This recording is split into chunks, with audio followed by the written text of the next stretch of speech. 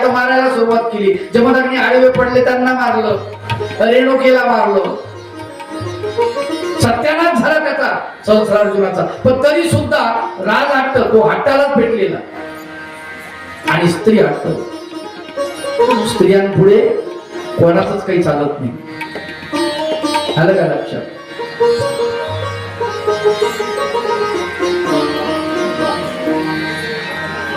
आपण बघितलं ब्रह्मा विष्णू महेश तिघही नारद मुनी खाली आले पृथ्वीवरती आणि अनुसयेला बघितलं म्हणजे वा वा वा वा वा काय छान माता आहे.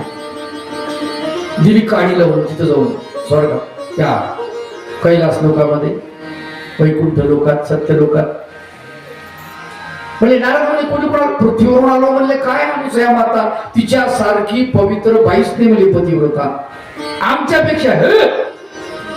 तुम्ही काय तिच्या पुढे प्रसंगाले आमच्यापेक्षा म्हणे हो तुमच्यापेक्षा.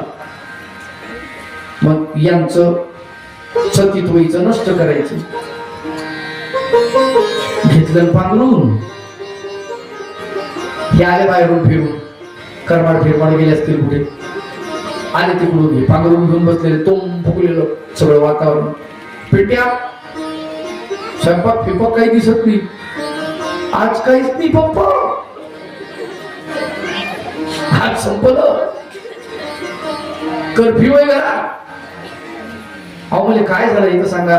ते काही घेणं देणं नाही. पहिले जा पृथ्वी तलावर ते कुठली अनुसया तिचं सत्व लई झालं म्हणले आणि ते तिचं सत्व भंग करा मग या तरच तुम्हाला जेवायला भेटेल नाही. तिकडच धाब्यावर बघा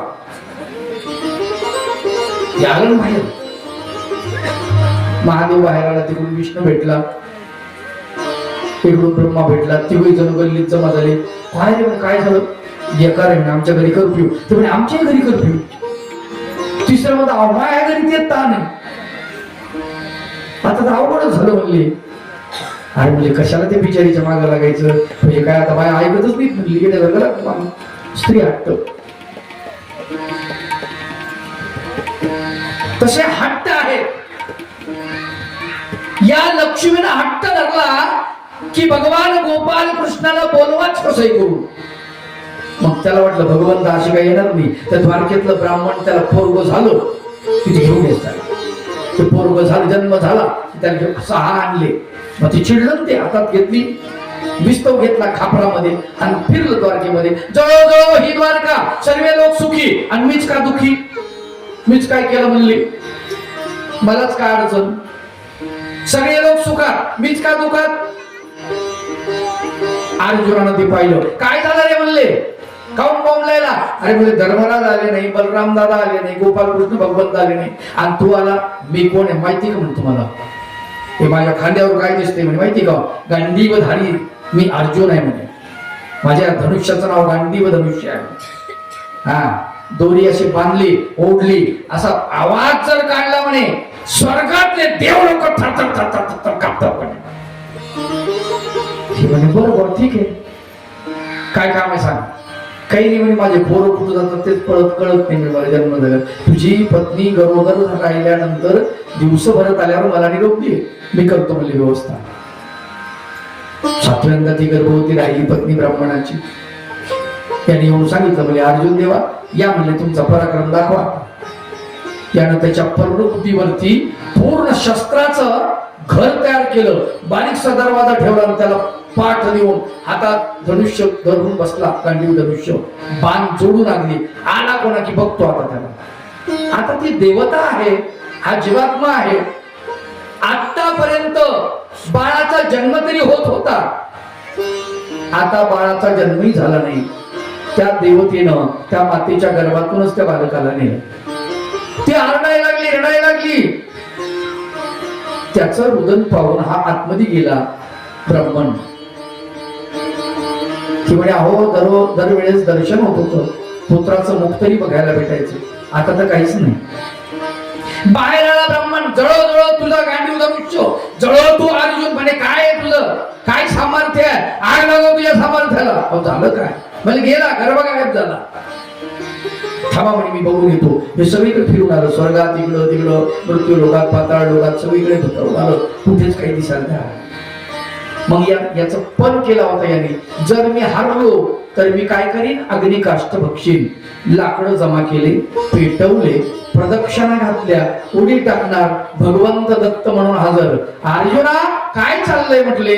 हमले देवा दंडवत, तुम्ही आलात बरं झालं. म्हणले आता मी पण हारलो आणि आता त्याच्यामुळे मी अग्निकाष्ट भक्षण करतोय, मरतोय म्हटले. अरे म्हणले तू बघितलं का सगळीकडे, सगळीकडे पाहिलं. अच्छा म्हणले पुन्हा राहिला असेल कान्या कोपऱ्यात कुठतरी. गेले भगवंत, रथ स्वर्गापर्यंत गेला. तिथे गेल्यानंतर त्या ठिकाणी पायी भगवंत गेलेले आहेत आणि एका पायरीवर पाय देऊ नको असं अर्जुनाला भगवंत सांगतात. आणि त्यावेळेला पाय देऊ नको म्हटल्यानंतर तो म्हणतो देवा का, म्हणे या पायरीमध्ये तुझा बाप आहे. येड लागला का म्हणे, माझ्या बापानं 99 यज्ञ केले. अरे हो बाबा 99 केले, पण एक राहिला होता. नियम आहे यज्ञाचा, 100 परिपूर्ण व्हायला पाहिजे तरच देवता फळ देते, अन्यथा देत नाही. एक अपूर्ण राहिला, तो करावा लागेल, तेव्हा याच्यातून सुटेल तो. मग आता काय करायचं, भले आता पहिलं काम आपलं लेकरांनी गेले शेषशय्याकडे. शेषशय्याला बघितलं, आसनावरती बसलेला होता. भगवंताला पाहताक्षरी आसनावरून उडी टाकली. आपल्या डोक्याच्या केसांनी भगवंताचे चरण झाडले, भगवंताला आसनावर बसवलं. हात जोडून आपण उभा राहिला, विनीत कंदर होऊन प्रार्थना करतो, देवा भगवंता हा माझा अपराध नाही, हा लक्ष्मीचा अपराध आहे, हिच्यामुळे मला हे सगळं करावं लागलं. आणि भगवंत म्हणतात ठीक आहे, ती मुलं कुठे आहेत. म्हणले आहेत ना. आणले मुलं, ती मुलं भगवंताजवळ दिलेली आहे. लक्ष्मीला वेध झाला. लक्ष्मी म्हणते आम्ही तुमच्या सोबत येतो. देव म्हणतात नाही. या चरित्रात सुंदर गोष्ट आहे पाहिजे. स्वामी चक्रधर महाराज ही गोष्ट सांगतात. भगवंत म्हणतात नाही, अर्जुन देव म्हणतात तेव्हा येऊ द्या ना. 16,108 तर आहेतच एखादी. देव म्हणले असं असतं का रे. अरे कोणाच्या ठिकाणी गेल्यानंतर त्यांच्या काही आबोल्या घेऊन जायच्या, म्हणजे स्त्रिया न्यायच्या. हे बरोबर आहे का. आता मरायला लागला होता ना म्हणले, अग्निकष्ट भक्षण करायला लागला होता, आता लगेच मोह झाला. वापस आले, म्हणले या पायरीतल्या माझ्या बापाचं काय करायचं. म्हणले राजसूय यज्ञ. आणि राजसूय यज्ञाची त्या ठिकाणी तयारी केलेली आहे. कारण त्या खांडवनामध्ये भगवान गोपाल कृष्णाच्या कृपा प्रसादाने विश्वकर्मा देवलोकीचा शिल्पी, देवलोकीचा जो इंजिनियर आहे, त्याच्या माध्यमातून त्याच्या मार्गदर्शनाखाली इंद्रप्रस्थ नगरी उभी केलेली आहे पांडवांसाठी. आणि त्या नगरीचं उद्घाटन म्हणून आणि राजसूय यज्ञ म्हणून 100वा यज्ञ असं सगळं त्या ठिकाणी तयारी केलेली आहे. राजसूय यज्ञामध्ये घोड्याच्या डोक्यावरती पत्र लावतात सोन्याचं, त्याच्यावरती मायना लिहिलेला असतो की आम्ही राजसूय यज्ञ करायचा आरंभ करण्याचं ठरवलंय. तुम्हाला जर आमचा यज्ञ मान्य नसेल तर लढायला तयार व्हा, मान्य असेल तर आम्हाला खंडणी द्या. चारी दिशेला ते 4 अश्व पाठवले. चारी दिशांनी खंडणी आली, भरपूर धन आलं आणि यांनी राजसूय यज्ञ केला. त्या राजसूय यज्ञामध्ये फार सुंदर वर्णन आहे. कितीतरी देशीचे राजे महाराजे ऋषी महर्षी सगळे आलेले आहेत, सगळे आलेले. अग्रपूजेचा मान कोणाला द्यायचा. सगळ्यात अग्र म्हणजे सुरुवातीची पूजा कुणाची करायची. मग कुणी म्हटले महर्षी व्यासाकडे जा. जे 18 पुराणाचे कर्ते आहेत त्यांनाच हा सन्मान द्या. त्यांनी सांगितलं अरे माझ्याकडे कशाला आलात तुम्ही. माझा जो पुत्र आहे ना शुक, त्याच्याकडे जा, त्याला सन्मान द्या. तो ब्रह्मचारी आहे, ज्ञानी आहे. शुकाकडे गेले, शुकानं सांगितलं अहो म्हटले मी ब्रह्मचारी ज्ञानी, हे काय तुम्ही बोलताय, मी लहान लेकरू आहे, मला कळत नाही. जो ब्रह्मचारी आहे आणि जो ज्ञानाचा बाप आहे, तुमच्या या राजसूय यज्ञामध्ये पातरवाळा उचलण्याचं काम करतोय म्हणले, त्याच्याकडे जा, सन्मान द्या. त्याच्यावर एक मी हिंदी कविता लिहिलेली आहे.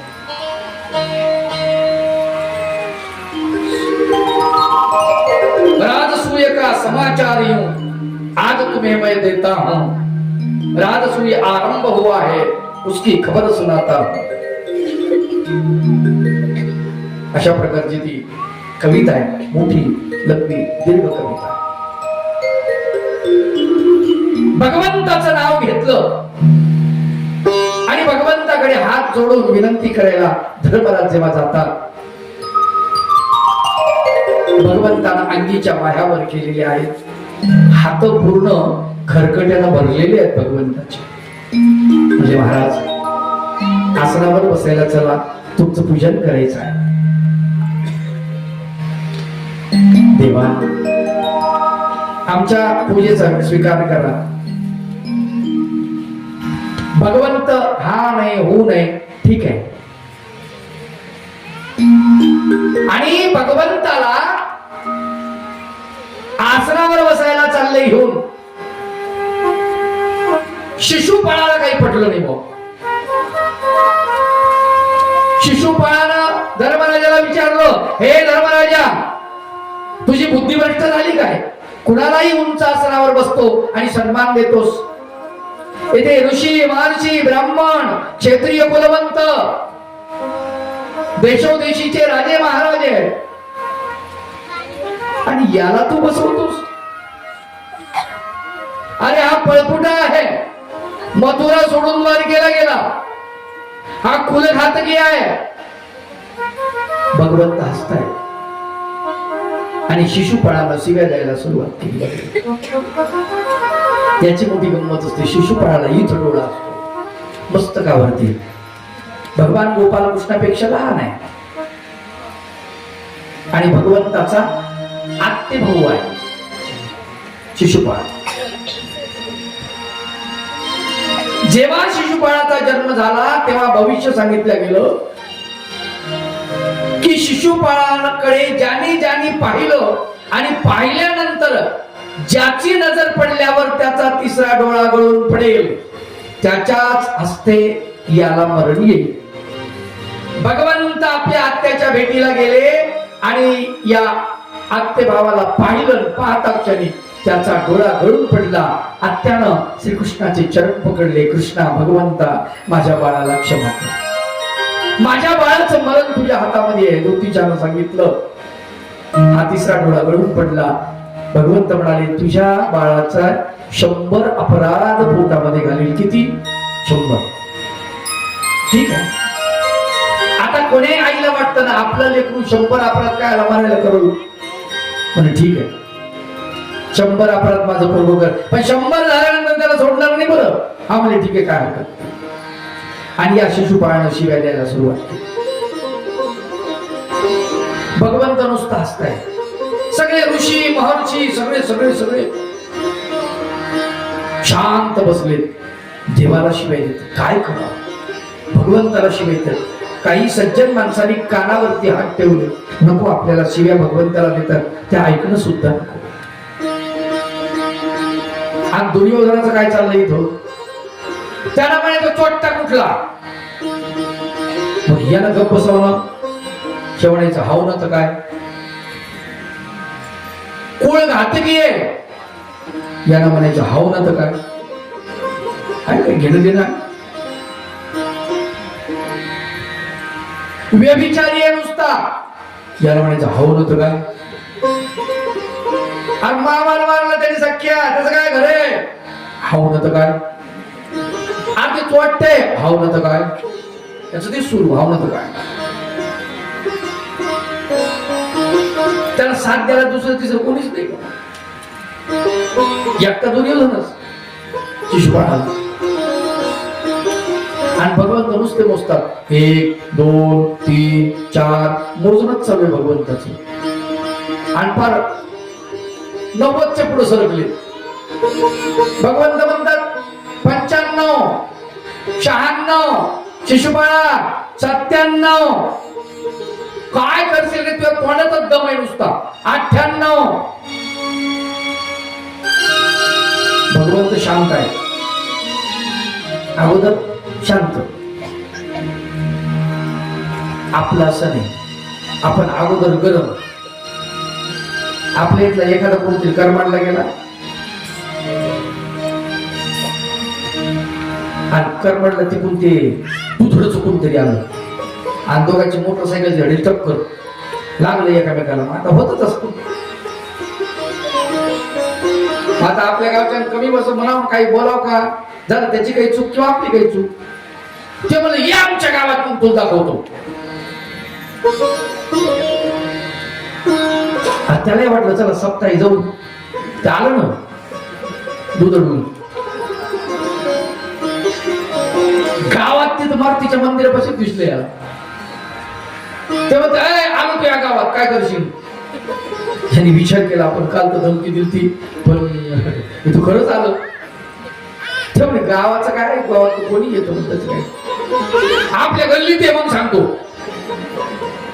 त्याला वाटलं गल्लीत येणार नाही गेलो गल्लीमध्ये आलो तू या गल्लीत काय करशील ते म्हणला हे तर लईच बेकार लागलं मागत लागलं म्हणे येतो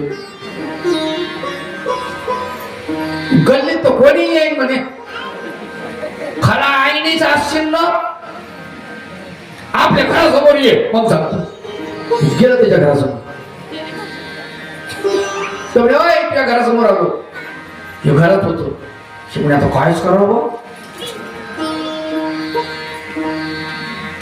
तेवढे खरा एका बापाचा असशील ना आतमध्ये ये खुर्चीवर बसून दाखव मग म्हणेन तुला हे म्हणे आता जर गेलो नाही तर दोन बापाचा त्याच्यापेक्षा मारणच ना म्हणे आतमध्ये गेल्यावर मार खाऊ एकाच बापाचा गेला आतमध्ये आलो म्हणे आतमध्ये बसलो खुर्ची काय म्हणणं आता काय म्हणतो म्हणे चहा घेऊन जा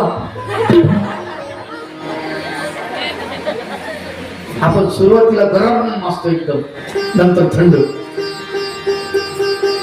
भगवंता तसं नाही भगवंत सुरुवातीला कूल शांत 98 99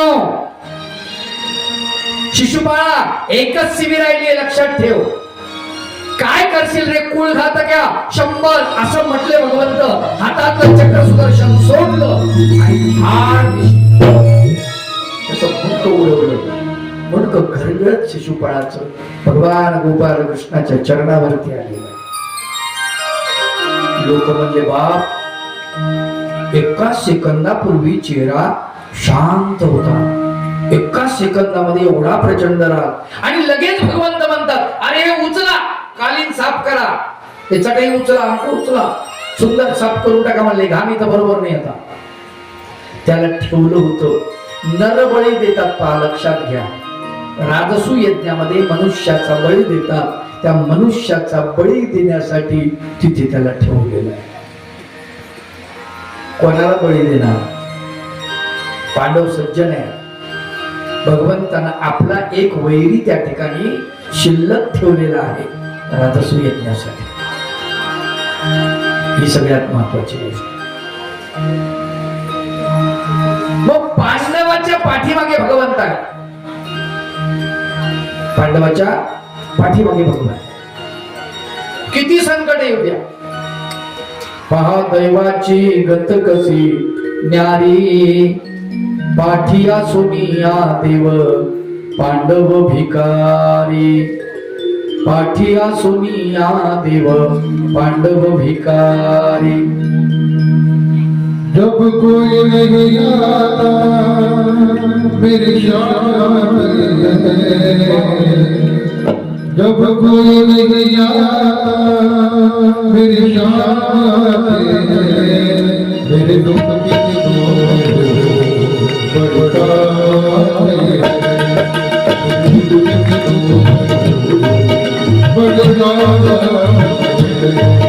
जब कोई नहीं आता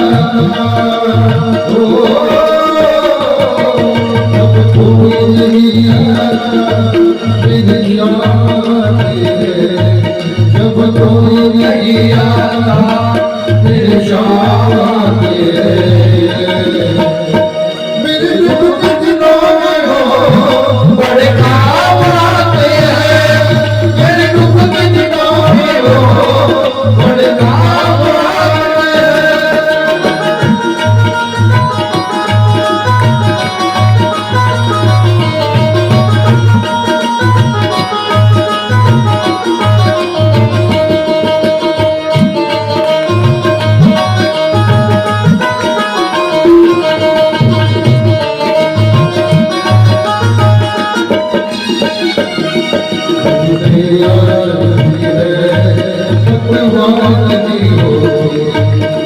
मेरी नैया जगत है पतवारी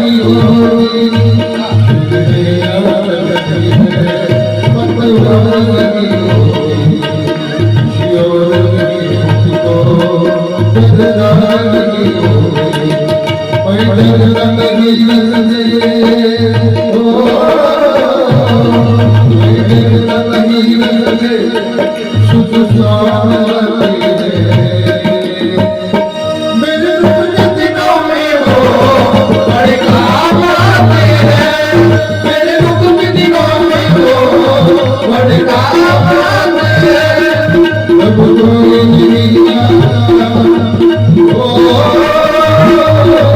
जब कोई नहीं आता मेरे शाम आते हैं मेरे दुख के दिनों में हो बड़े काम आते हैं मेरे दुख के दिनों में हो बड़े काम आते हैं मेरे दुख के दिनों में हो बड़े काम आते हैं परब्रह्म परमेश्वर भगवान गोपाल कृष्ण पांडवांची घडी व्यवस्थित बसून दिली. आता या ठिकाणी शिशुपाळाचा वध झाला, राजसूयज्ञ पूर्ण झाला, बाहेरचे पाहुणे गेले, भगवान गोपाल कृष्ण ही गेले आणि घरचे राहिले. दुर्योधन दुशासन वगैरे वगैरे राहिले, कारण यांना ते पाहायचं होतं. सुंदर अशा प्रकारचा त्या भगवान गोपाल कृष्णानं विश्वकर्माच्या माध्यमातून तो महाल बांधून दिला होता, राजमहाल. त्या राजमहालाकडे बघत असताना कौरवांना त्या ठिकाणी जिथे पाणी नाही तिथे पाणी दिसत होतं, जमिनीच्या ठिकाणी पाणी दिसत होतं, जिथे पाणी आहे तिथे अग्नी दिसत होती, जिथे अग्नी आहे तिथे पाणी दिसत होतं, जिथे दरवाजा नाही तिथे दरवाजा दिसत होता, आणि जिथे भिंत आहे त्या ठिकाणी दरवाजा, आणि जिथे दरवाजा आहे तिथे भिंत दिसत होती. असं सगळं चित्र विचित्र समजत नव्हतं. आणि तो महाल बरं सेवक सांगताय, पण काही लोक कसे असतात म्हणजे फार अहंकारी असतात.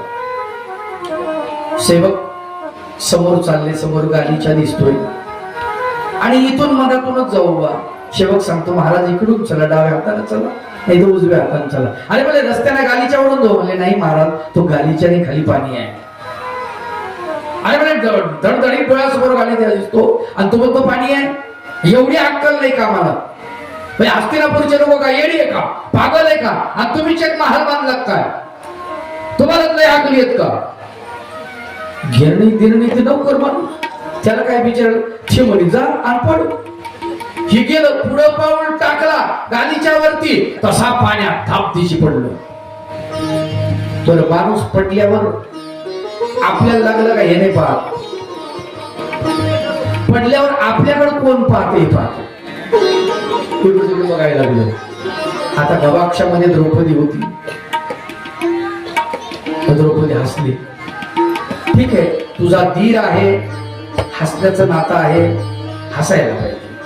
विनोद हा विनोदापुरताच असायला पाहिजे. विनोदाचं रूपांतरण गलिच्छीकरणामध्ये होऊ नये, मत्सरतेमध्ये होऊ नये, त्याच्यातून मत्सर निर्माण होऊ नये, द्वेष निर्माण होऊ नये.